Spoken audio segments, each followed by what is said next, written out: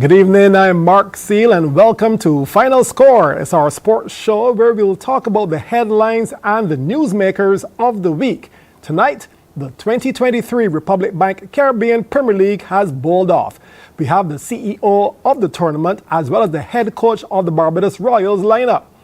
Of course, you, our viewers, can make your contributions and ask your questions via social media. WhatsApp number 228-5562, while our Facebook handles are CBC Barbados or cbcnews.bb. You can also call live on 228-5562. So with us tonight for the first half is Chief Executive Officer of the CPL, Pete Russell. And good evening, Mr. Russell. Welcome to the show. Long time that I've been talking to you. How are you? Mark, I'm great and very good to be on your show as always. So thanks for having me on. Great. We had two exciting nights of action so far to get the tournament for the men going on Wednesday and yesterday. Very early days yet, but what's your early assessment of the tournament? Hello, it's great. And I think the teams are a little bit ring rusty, I would say. And so it's going to take a few games for everyone to get into their stride. But we had great crowds on the first two nights. We've got a record crowd coming in tomorrow to watch the Kings play the Amazon Warriors. So we're set for a bumper weekend, I think. But I think overall the tournament is going to be very close this year. I think there's plenty of competitive teams, and also what was nice last night with the Royals was the number of young Bayesian players. So there's plenty to look forward to when we get to Barbados. And your team is accustomed now to hosting the CPL still. I'm sure it hasn't been easy to get a start at this point. Yeah, look, every year, as you can appreciate, is challenging, more because logistics of getting everyone around the region in a relatively short period of time. And of course, because of the way the schedule is pans out, is we need to get kids and players to the new venue within 48 hours.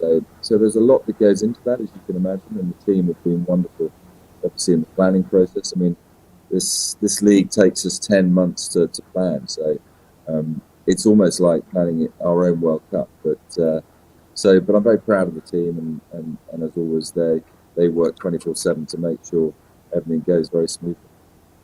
And the Caribbean is abuzz with cricket fever. What does it mean for the region to have such a tournament at this time? Well, I think, for us, the fans are such an important part of it. That I always tell the team, this is why we do it. We do it because, West Indies has such a wonderfully rich culture in terms of its own cricket. But the fans are unique. The fans are unique from any part of the world. So I always say to people, you come to a CPL game, and it's like no other game that you'll watch in any other country in the world. And I include India in that, just because of the uniqueness of the atmosphere. So I think it's great for the region. I think it's fantastic that fans have supported CPL through thick and thin, and obviously I count COVID in that. And again, this tournament just goes from strength to strength, so I'm very proud of it. And the women's CPL gets going from August 31st with 3 high-quality teams. Are we hoping in the future for more female franchises, or this is basically from the numbers, this is what we're going to go with? No, we're definitely going to expand it. I mean, I think, we were very pleased last year with both the 60 that we played with the women and then obviously the women's CPL. So I think for us, this is definitely going to get bigger and bigger. But again, we're going to be pragmatic about it and build it in the right way, and make sure, we take, the players' advice as to what we think is, or what they think is the best way to build it. And that's really what we've done. But as you rightly say, I think the 3 teams are cracking teams, not just from having domestic talent, but also the international. So I think there's some great entertainment from the show. And you alluded to it earlier, matches are back here in Barbados at Kensington Oval, and the local fans are very excited about it. What led to the return to the Mecca?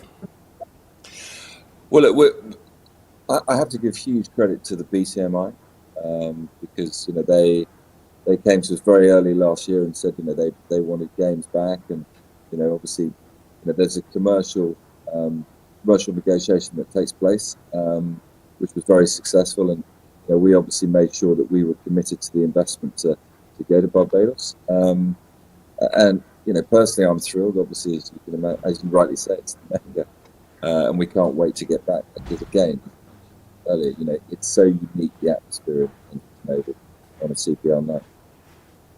And how have ticket sales been going, especially competing now with TV and streaming broadcast rights? Look, they've been going exceptionally well. I mean, I think we're going to have our record crowds this year. I think, fans still want to come to the stadium and watch the games. And of course, what our job is when we get a fan into a stadium, we entertain them. So, we've got Mac Fingal coming back. I'm just a great fan of his and his band. And they're going to give us great entertainment throughout all the matches. And you've got plenty of other things going on. So you can come and win money because we've got the catch of the match, we've got the fan of the match, and all sorts of other things where fans can be paid out for just turning up and watching cricket, which is not a bad place to be. Yes, I saw one of the matches. We already saw one of the fans of the game where we, for what he was wearing, and they were all choosing who they should want, etc. The commentators as well, they're looking to have a good time already. See, Danny Morrison is already, he's already in there already with it. As far as your team is concerned, you guys are happy with how things are so far, or some things need to be tweaked? I think we're very happy, and as you rightly say, Danny is really the heartbeat of the commentary team for us, and he sets the tone. So far the stadiums have looked great. We've got some fantastic DJs and hype men around the region who absolutely get the crowd going. So as I said, I think tomorrow is really going to be a bellwether for us because it's going to be a fantastic atmosphere here when Guyana take on the King. So no, everything so far has been going according to plan. Okay, Peter, we'll pause here and then we'll come back with some questions and comments on CPL 23 from our social media audience.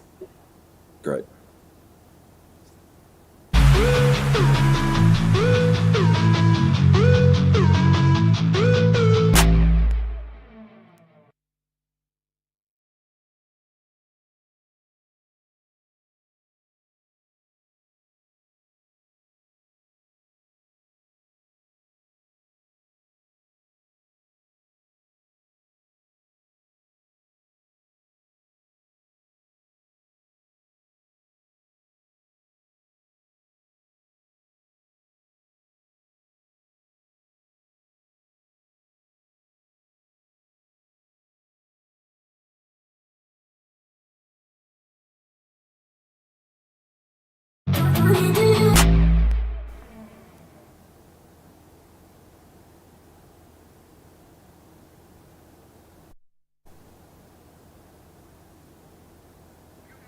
Well, welcome back to Final Score. We have Pete Russell, the CEO of the CPL. But in this segment, we now go to our social media pages and we'll take in some questions. Of course, if you want to call in as well, we also give you the number if you want to try calling. We usually get callers for cricket. But let's go to the social media pages. And Pete, the first question at the bottom of the screen, what does it take for a country to host the final? I know after you talk about that, we could also talk about the plans for Guyana to host the final. But what does it take for a country to host the final? Well, we go through a process. It's a very good question. We go through a process, and obviously we speak to all our partners in all the various countries and see who has an appetite to host the final. So, as you would know, we've been obviously to Trinidad, we've been to St. Kitts, and now we're in Guyana. So, we look to do a multi-year deal where we go. I think it's something which is, certainly in Guyana, you'll see, the work they've done with the Cricket Carnival has been so successful. And I think that's a blueprint that we want to go forward with. So, it's really just an exercise in discussion with all the governments and key stakeholders to see who has an appetite to host. And any sneak peek into what we can expect for the final as a sideshow? Yeah, I mean, the final is pretty much sold out already. So it's just going to be an extraordinary, as it always is down in Providence. It's going to be a fantastic finals week. So plenty to look forward to, and we're looking at a number of entertainment acts that will join us. But at the end of the day, the cricket's the most important thing. So we're looking forward to seeing the best players in the world and certainly across the Caribbean do their bit to see who lifts the trophy this year. Okay, let's go to the second question. You should have a CPL All-Star team versus an IPL team, maybe even include other franchise T20 leagues. I guess the 100 is playing all right now. What do you think about that, having an All-Star CPL team to go and play against other franchises? Well, I think it's a great idea, and I think we've looked at how we can incorporate some of the other T20 leagues. It's the challenge that you have, unfortunately, is just the way that the schedule or the cricket schedule is maps out across the year. It's just not enough time in the schedule for, if you like, a Champions League of all the franchise teams to play. But I, for one, would be a great fan of if it happened. I just don't know where we could fit it in the schedule right now. And as for having an all-stars team, again, that's something that has been muted, and I'm sure it will happen in the coming years. Unfortunately, we can't do it against IPL opponents just because of the way the BCCI is set up. They just don't allow their Indian players to play against any other franchise teams. But I think it's a great idea. Yeah, it's unfortunate because a couple of the IPL franchise owners have actually bought into teams in the CPL. It would be a nice mesh. Let's go now to the third question. Is the introduction of red cards good for the development of players? I am assuming that the social viewer is talking about the red cards where they're trying to keep the game from slowing down. But I guess for the players that are now trying to develop, asking them to play quicker might not be good for the development, but it's good for the game. What are your thoughts?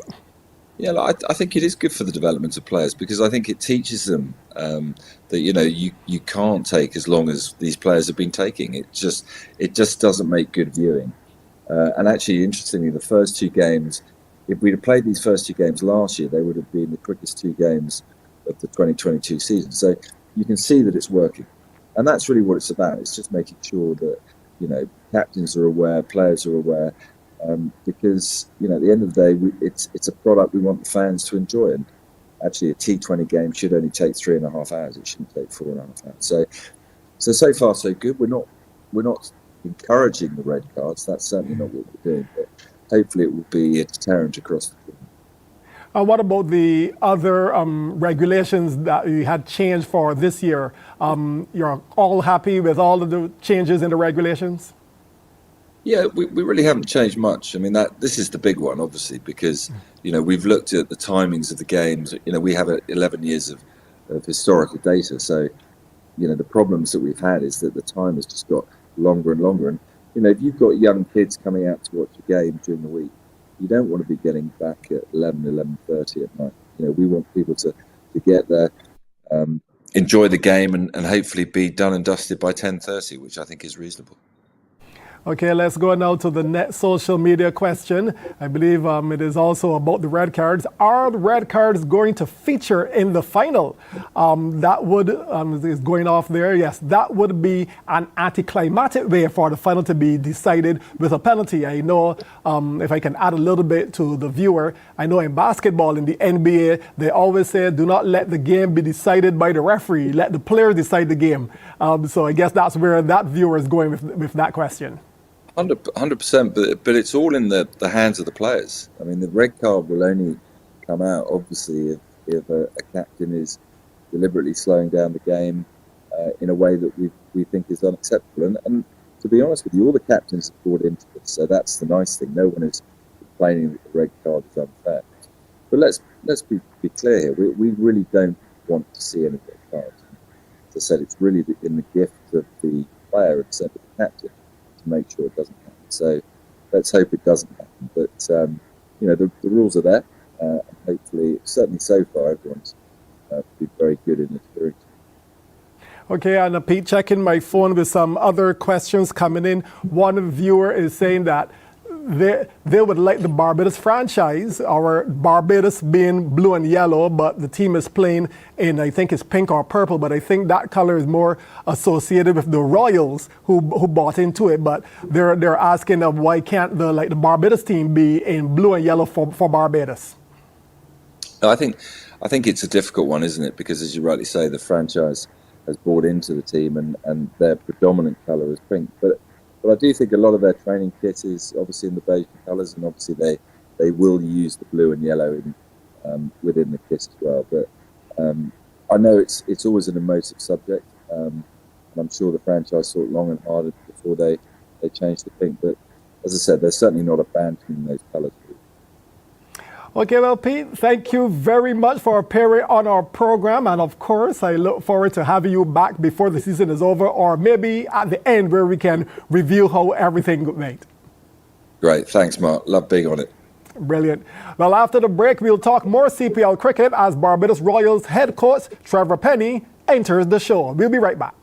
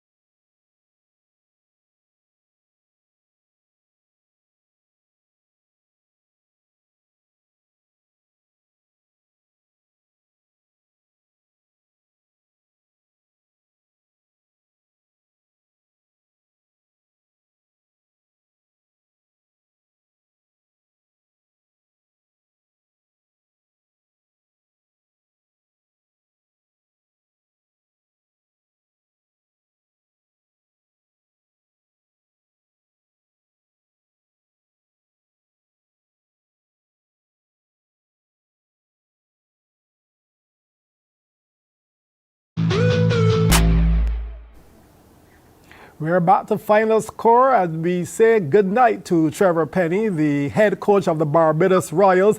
Good evening, Coach. Thank you for breaking your busy schedule to join us. It's only a pleasure. Nice to be on the show. Brilliant. Let's start by talking of your high-quality team and the preparations ahead of this season. How did they go? Yeah, we had a really good week of preparations. We're here in St. Lucia, which is just a wonderful island to prepare for. Yeah, we had 4 good practices. And unfortunately, last night didn't go the way we wanted. But I've been in franchise cricket for a long time, and I know that we only win the tournament towards the end of the tournament. So it's nice to get the first game out of the way, and we're just going to start improving from here. And how's the weather in St. Lucia? I know in the Caribbean we seem to be having rain all over. How's the weather in St. Lucia? It's been very good. There's been the odd shower here and there, but very hot. I mean, summer cricket's very hot, so the guys are sweaty, but everyone's used to it. Yeah, so far it's been really good for cricket. Hopefully it stays right. Okay, well, you have alluded to it. Last night wasn't the start that we would have been hoping for. So I know it's early days, but what's your assessment of that opening fixture against the Kings? Yeah, last year we won our first 6, and we lost in the final. So every year is a different year. Obviously prepared the same way. And in franchise cricket, we turn up a week before, and sometimes the first game doesn't go the way you want to. This year we've got a completely different team. We've strengthened in the West Indies department, especially with youngsters. We've got Alec Athanaze, Kevin Wickham, Hakeem Jordan, Rivaldo Clark, all from Barbados. Oh, sorry, Alec is not from Barbados, but so we've strengthened that side because with the World Cup, the overseas contingent is not as strong. The guys we picked last year obviously were world-class players like Quinney, David Miller, all those sort of guys. So we haven't got those guys at the moment. But we've strengthened with the West Indies contingent, and we really feel like we can go a long way in this tournament. Well, your next game is Sunday morning against the defending champion, the Jamaica Tallawahs. Are you glad for the 2-day break, or you would have liked to get back into the field and utilize the momentum? No, I think it's all about... it's a long tournament. So, this franchise cricket, it's all about preparing and getting better through the tournament, especially getting to the last half of the tournament. So we've spoken a lot to individual players about the performance last night. And obviously it was a really good wicket to bat on. They won the toss and batted, scored a very high score, maybe 10 runs too much in my view. And then we were just a bit overconfident, I think, and we tried to play too many extravagant shots. So we've spoken about that, and we're really looking forward to playing Jamaica. Last year in the final, it was a really good game of cricket, but we beat them in one of the games earlier in the season as well. So, yeah, it's all the sides are very good, and everybody knows that. So we've got to be spot on when you take them on. And Jamaica's captain from last year is now the Barbados Royals captain. How Yeah. is he gelling? How is Powell gelling as captain with the guys? Yeah, he's great. Obviously, he's the West Indies captain now as well in T20 cricket, and they've just had a wonderful win against India, which is just fantastic. So he's come in with a lot of confidence. He's a very confident human being. When he's captain, he actually just wants to take it on and stuff like that. So the West Indies guys only turned up 3 or 4 days ago. So that's also a gelling type of scenario for us as well. So as I said before, we just take a few days, few games just to get into it, and I'm sure we're going to be up and running soon. And just to be gelling on the topic of gelling, a few drop catches yesterday. You believe early nerves or the conditions at night with the ball swirling around? Any issues there with the catching? No. Generally, we're one of the best fielding sides. As you know, I think I love my fielding, so we punish the guys hard in training. And, drop catches happen, and I don't mind a drop catch here and there if the effort's there. And the effort was there yesterday. Obviously, we let it get away from us. But what people maybe don't know in the viewership with the lights in the Caribbean, there's always a lot of drop catches because the lights are a little bit lower than the rest of the world. So we do a lot of practice with those high catching because the lights make it difficult for the players. And how much are the guys looking forward to coming home for that 4-match spread at Kensington Oval? I know when you leave St. Lucia, you go to St. Kitts, then to Barbados. How much are you looking forward to coming home? I'm more excited than them because I love Barbados. So I can't wait to come. We can't wait. The last time we were there, I was with Barbados when we won the CPL, and we had 4 games in Barbados, and then obviously went away and won it.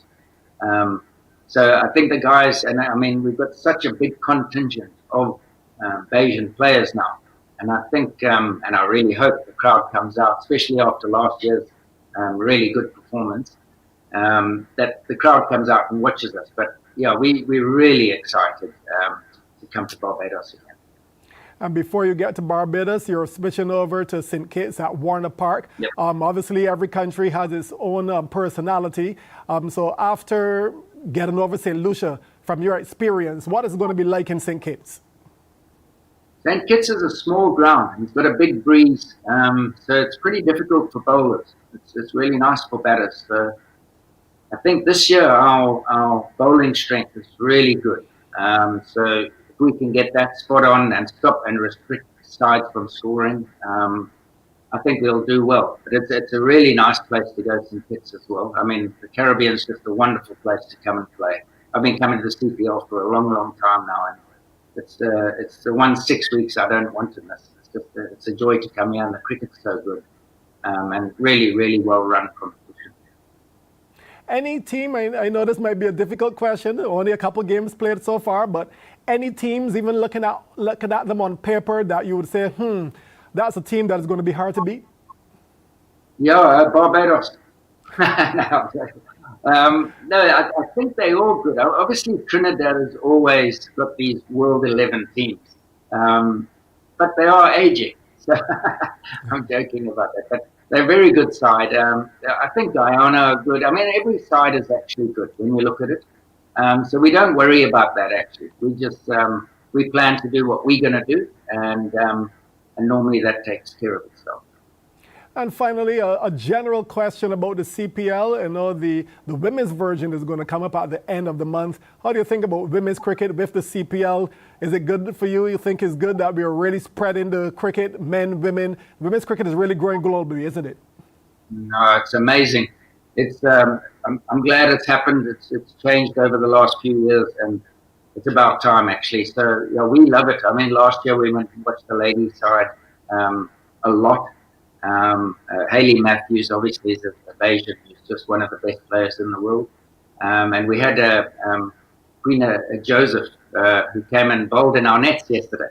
She bowled 2 days ago. She bowled to a couple of the players, which was fantastic. So I think it's fantastic. it's about time. And the way you watch the World Cups and stuff, and the improvement of the ladies and the women's game is just, it's awesome. Brilliant. Thank you, Coach. It was a pleasure having you on the show. And of course, there's an open invitation. I know it's a long tournament, so hopefully in the future we'll have you back on the show again. Thank you very much. Thanks very much. Cheers. Cheers. We'll be back to wrap up Final Score in a moment.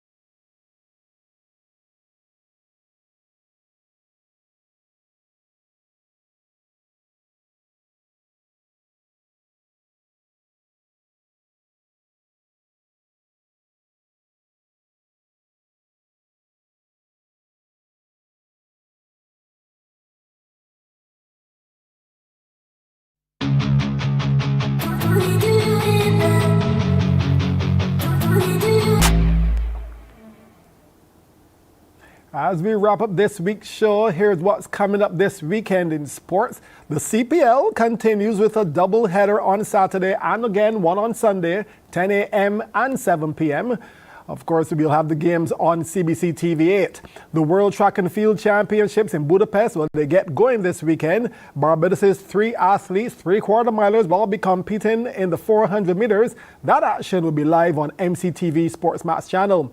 Barbados will play against the hosts, Antigua, in the CFU Under-14 Cup for Girls. This is at 7 p.m. tomorrow. The third place clash of the FIFA Women's World Cup is at 4 a.m. in the morning. And then on Sunday will be the big final between England and Spain from 6 a.m. Both games will be live on MCTV's Global Fox Channel 707. The final 2 days of the first series of the 2023 BCA Elite Division will be this weekend. And the fifth and final round of the Rising Stars on the 1750 over tournament will be on Sunday. Well, that's our program for this week. Join us again next week as more analysts and newsmakers join us on the Final Score. Good night, and remember, let's be careful out there.